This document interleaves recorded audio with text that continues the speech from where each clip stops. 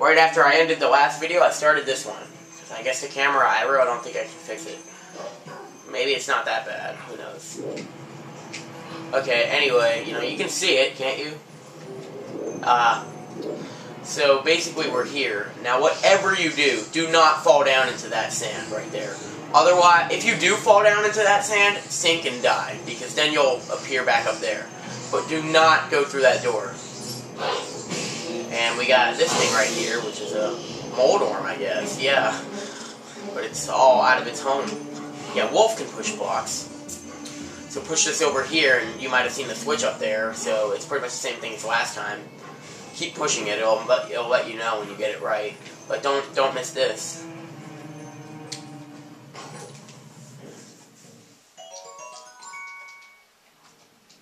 Oh no! Oh no, that's right, we have a full wallet. I didn't even realize that. So now we're going to have to actually use the magic armor for a little bit and offload it. So the magic armor makes you invincible, but it makes your rupees go away. Now, if you do take damage, then it'll be more. So you might be wondering, well, what was the point of that? You just lost rupees. Well, because I want to 100% it, that's why. I'll wear the magic armor for a little bit longer. Rupees are not an issue anymore, because I only need 300 for the rest of the game. Yeah, so if you went in here before, I don't even think you could have gotten that treasure chest, because the block would have been... No, you could have gotten that treasure chest, maybe, but you couldn't have done anything else. Well, I'll use the magic armor, like, for a boss fight or something. It's so funny on Nintendo Capri Sun, I'm not sure if he ever showed the magic armor. Maybe he did, like, in the second Cave of Ordeals, and I show it, like, not long after I get it.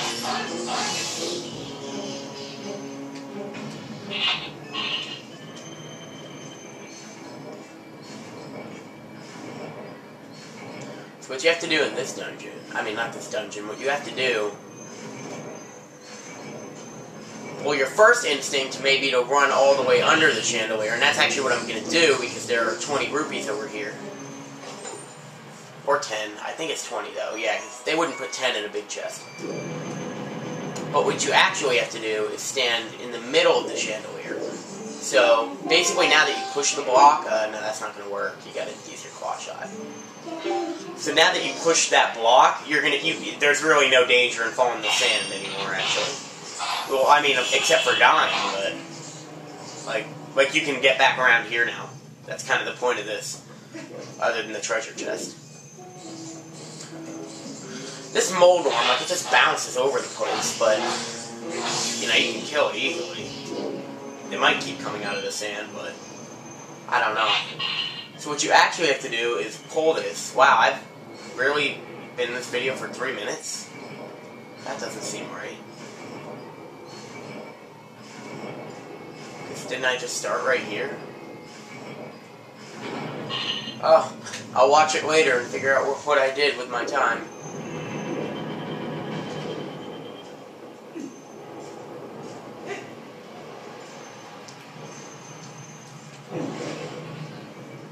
Okay, so now we're here. Okay.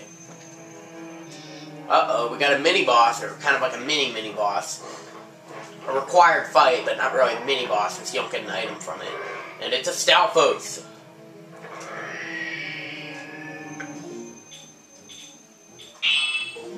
Yeah, I used the magic armor here, why not? Now, the only way to actually kill it is with a bomb. So, it's actually really easy.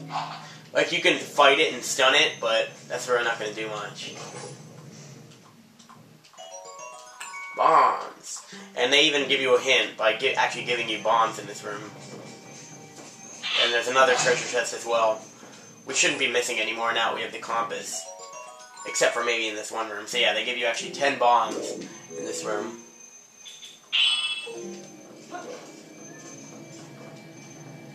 I'm not going to use it for all of the boss fights, just while my rupees are, like, kind of high. What fun is that? Then again, that's kind of what it's there for. Now, what you have to do here is you have to actually use your senses and figure out where the Poe went. And You know, like the 2 torches that it would. Because if you light the wrong ones, then that door will open and enemies will come. Or no, that one at the top, I think, will open. Some door will open and enemies will come from it. I think just poison mice, but maybe something else. My memory's not too fresh. Although I remember I did fail this and I had to use the walkthrough just for this part. Not like I didn't use the walkthrough for anything else, but you know, I mean, there's no way I would have found all 60 post souls and all 45 heart pieces without that walkthrough. So now we're here, and actually we can't use the magic armor for this fight because we got to be a wolf. So this is the final fight of the game, but it's not as simple because in an awesome throwback to Ocarina of Time, you get this. Now, a lot of people seem to think that these boss fights, like where it's 4 of them, are easy. Like just because you just gotta hit the one that moves first. Or the one that's like different. Yeah, you can't hold it forever, but... Oh yeah, it's the one that's real, basically. But then it moves, so... So which one is it? Yeah, target attacks really might not work. Aw, man. And sometimes this fight takes me a while, so just... Must be the other one. Oh, I got it! Now, one thing about this fight is that when you actually do get it down to, like, so that you can finish it, don't miss it, because I've done that before. Because then when you miss it, you gotta do the first phase again. And the second one. It's really not that hard since they give you time. It doesn't go incredibly quick. So yeah, a lot of little mini-bosses in this battle. We haven't even gotten to the real mini-boss yet. And trust me, there is a real mini-boss, and that's a fight that can take a while.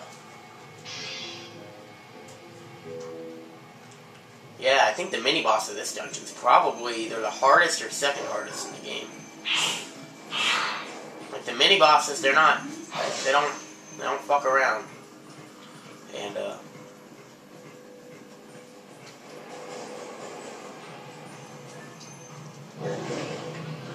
so now, conveniently, we're back in this room. Oh wait, no. Well, we're back in this room, so now we're on the second floor in this little ledge from up here. So I guess that is kind of conveniently, so that we can easily get back to here. Claw shot. You know, I like in Skyward Sword that you can use the same item you use your items to switch your items. Like even though you can only hold one, the fact that like how it's so easy to switch kind of makes up for that, doesn't it? Plus the bottle, like you could technically like hold a bottle and so not all items like shields and bottles don't count as that one item. That's pretty good. I mean, shields never have, but... Well, no, shields have. Not in a 3D Zelda game stuff. So now we're here. I just need to double check that we didn't miss any treasure chests in the south end. Any treasure chests in rooms we've been to. No, we've got them.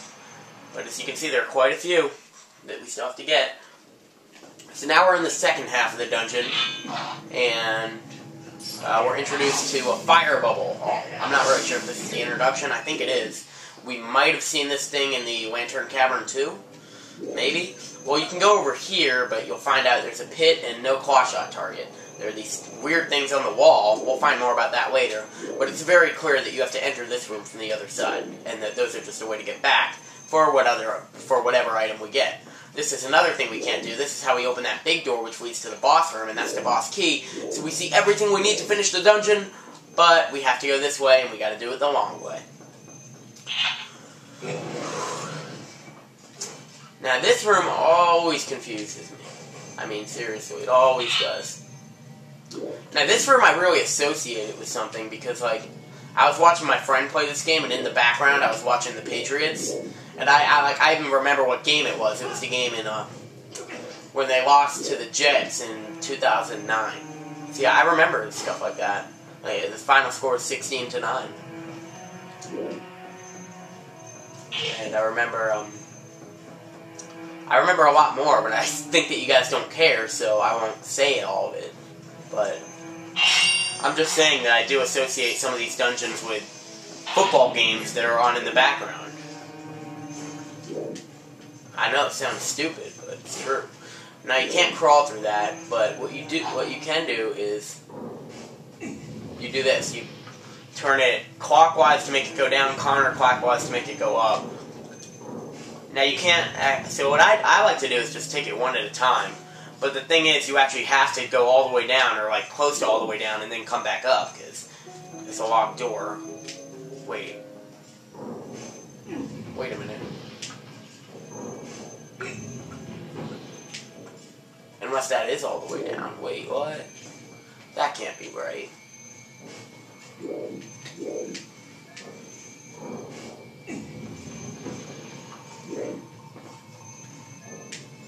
I don't know. This room always confuses me. I mean, there's that right there, and then there's... Yeah, there is something up there, but there are like some rooms that are like two-way spike traps. So, is this the key? Oh yeah, we can't get through it from there. You gotta go around here. This room confuses me. Sometimes I can just... Like, I don't feel like I'm doing it right, but like, I get it. And I always feel like there are more treasure chests in here. So yeah, as you can tell, there are a lot of small keys in this dungeon. I'm not even sure if that... I don't think that was the last one either. But... So, there aren't any more treasure chests in here, though. I mean, this room is 2 floors. And you can only actually... No, you want to go down. Like, I never feel like I do this room right.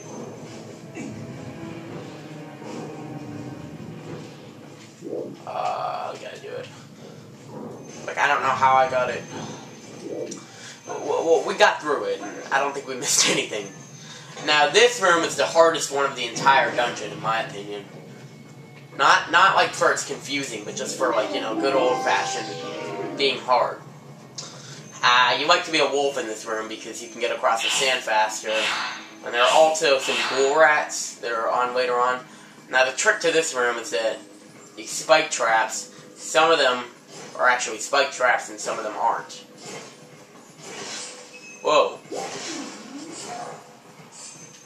So it's a lot like the minigame in Majora's Mask, you know, the Goron roll. Well, no, it's not a Goron roll, but like it's the treasure chest, like you do it as a Goron to get a heart piece.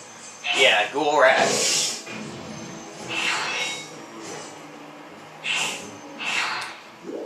There was one that just hid behind there. You can kill these guys like before they latch onto you, just like regular enemies. It's just that. So yeah, so you gotta go all the way around to the left, and now we're back behind here.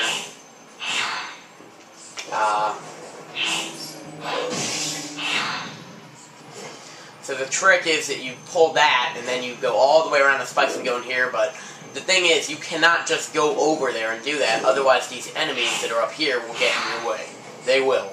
So you want to come over here first, and get rid of that guy. It's not a good idea to fight him as a wolf.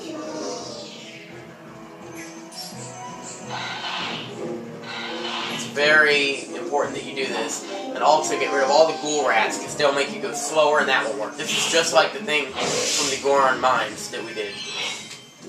Except for we gotta go through sand. So yeah, you can't actually go across those spikes, you have to go all the way around. I think we've already seen that, but like just from the other side.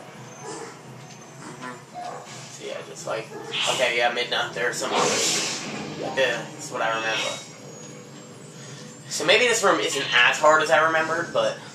Yeah, and it's probably a good idea to stay in your senses the whole time so you can avoid the ghoul rats. Like, if they get close to you, they will hitch a ride, but, you know, you can you might be able to outrun them. But see, unless you know where you're going, if you did this, you could not do this without killing all those guys. It just wouldn't be possible. So now we're here. Whoa, I heard something. Oh, I know what that was. That was the, just these spin things that spin on the wall. Yeah, they're on the wall now, so... And we got some more poison lights. Which means that, yes... We gotta be human and, you know, just try to get across the sand by rolling. And over here, wow, another thing waiting in the dungeon. It's Uku! Ooh, we're in class. Yeah, and it's been 15 minutes, so that'll be the end of this video. I really did accomplish a lot, right? You know, based on where I started. 'Cause didn't I start like, whoa! Yeah. That's a disturbing image.